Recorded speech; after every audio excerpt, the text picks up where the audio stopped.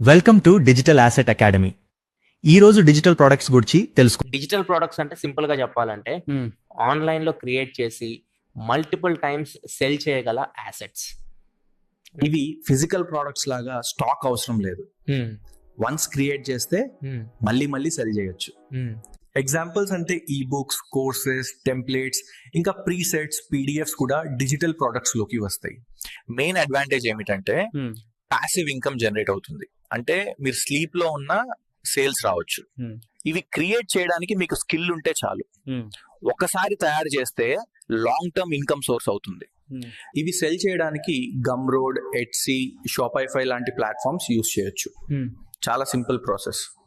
Start చేయాలంటే మీకు తెలిసిన టాపిక్ మీద చిన్న ఈబుక్ లేదా పీడిఎఫ్ తో బిగిన్ చేయండి. కన్సిస్టెన్సీ చాలా ఇంపార్టెంట్. రెగ్యులర్ గా కాంటెంట్ క్రియేట్ చేస్తే ఆడియన్స్ ట్రస్ట్ బిల్డ్ అవుతుంది. మీ ప్రోడక్ట్ సక్సెస్ అవ్వాలంటే వాల్యూ క్లియర్ గా ఉండాలి, ఆడియన్స్ ప్రాబ్లమ్ సాల్వ్ చేయాలి. మార్కెటింగ్ కూడా ఈక్వల్లీ ఇంపార్టెంట్. సోషల్ మీడియాలో షేర్ చేస్తే రీచ్ స్లోలీ పెరుగుతుంది. ఓవరాల్ గా చూస్తే డిజిటల్ ప్రొడక్ట్స్ స్టార్ట్ చేయడం చాలా ఈజీ, కానీ కన్సిస్టెన్సీ మెయింటైన్ చేయడం కీ.